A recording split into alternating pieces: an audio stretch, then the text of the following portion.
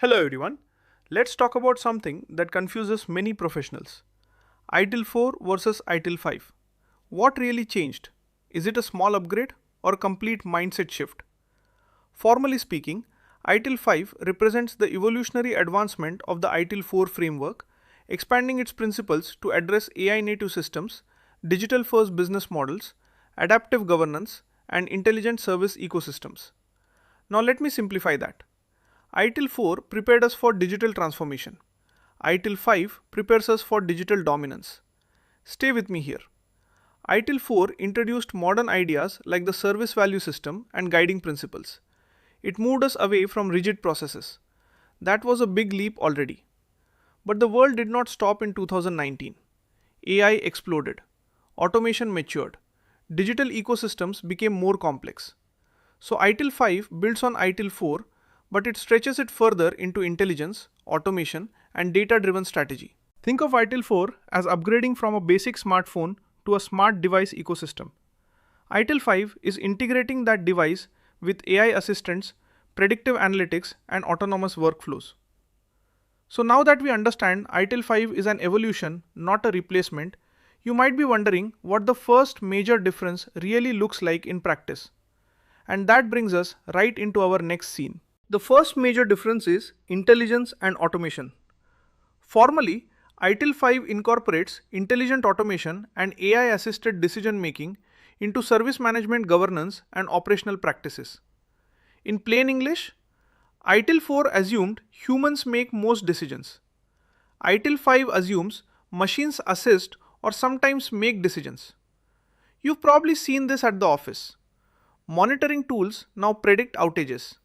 Chatbots resolve tickets automatically. Change risk scoring is calculated by algorithms. In ITIL 4, incident management focused on response and resolution. In ITIL 5, incident management also includes predictive detection and automated remediation.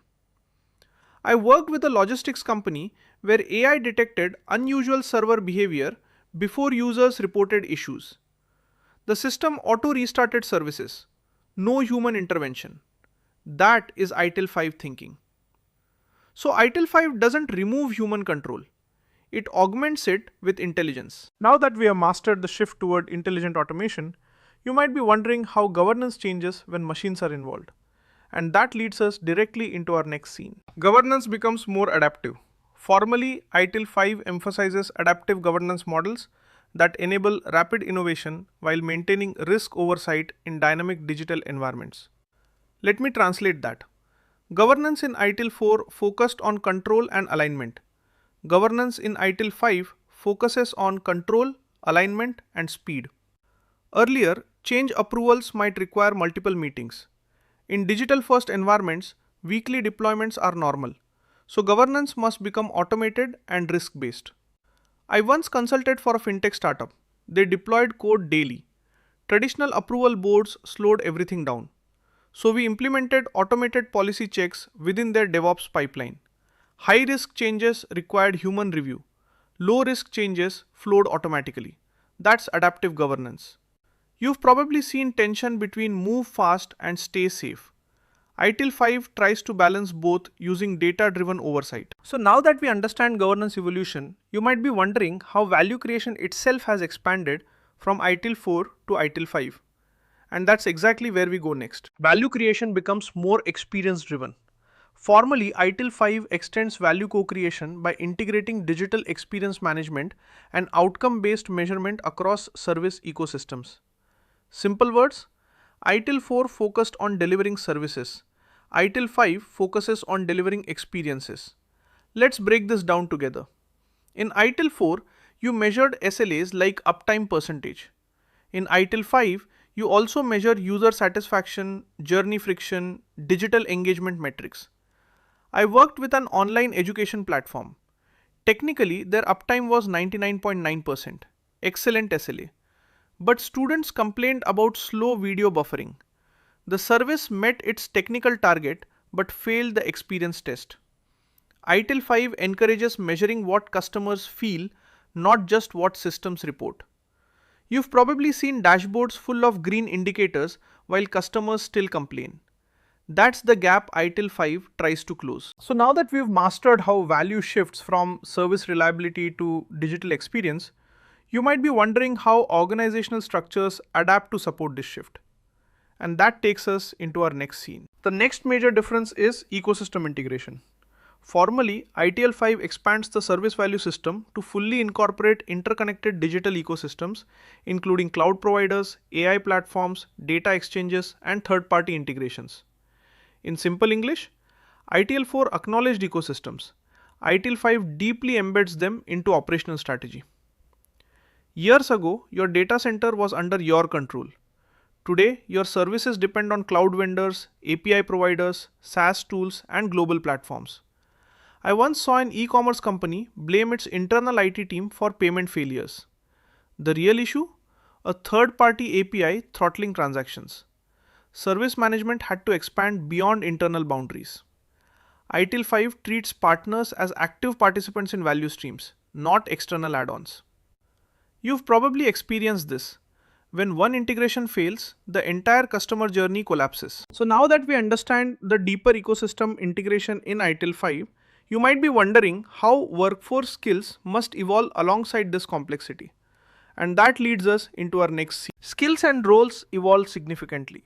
Formally, ITIL 5 emphasizes multidisciplinary competencies, combining service management expertise with data literacy, automation knowledge, digital strategy, and experience design. Let me say that simply. The modern service manager must understand more than tickets and SLAs. In ITIL 4, understanding service management practices was enough. In ITIL 5, you need to understand cloud basics, AI impact, automation logic, and customer journey mapping. I coached a service desk manager who upskilled in analytics tools. Suddenly, she could interpret performance dashboards instead of relying solely on reports. Her strategic influence increased immediately. You have probably seen this shift. Technical silos are disappearing. Cross-functional knowledge is becoming essential.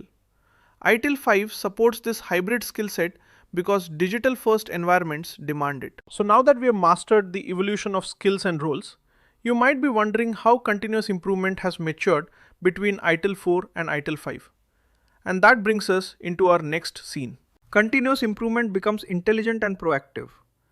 Formally, ITIL 5 enhances the continual improvement model through predictive analytics, automated feedback loops, and real-time performance optimization.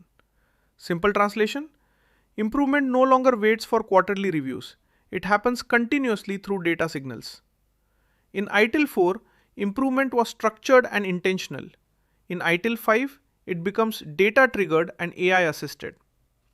I worked with a streaming platform that used machine learning to analyze viewing patterns.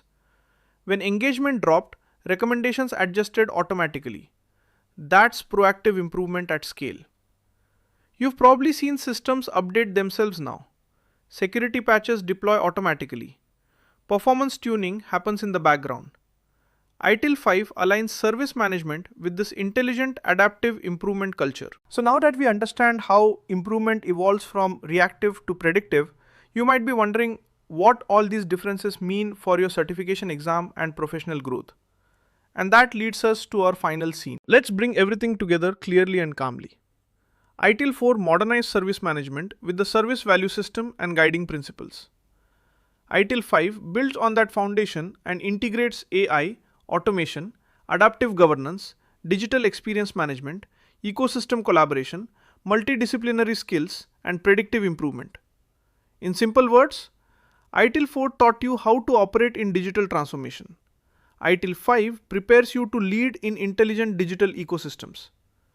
For the 2026 exam shift, this means scenario-based questions will expect you to think about automation, customer experience, ecosystem risks, and adaptive governance, not just definitions. Certification now reflects real-world complexity. And here's the exciting part. If you truly understand these differences, not just memorize them, you become more than certified. You become future ready. So now that we've mastered the major differences between ITIL 4 and ITIL 5, you are fully prepared to explore how ITIL 5 practices operate in real-world digital case scenarios. And that is exactly where our journey continues next. We are going to discuss key terminology, products, services, and digital assets in details in next chapter.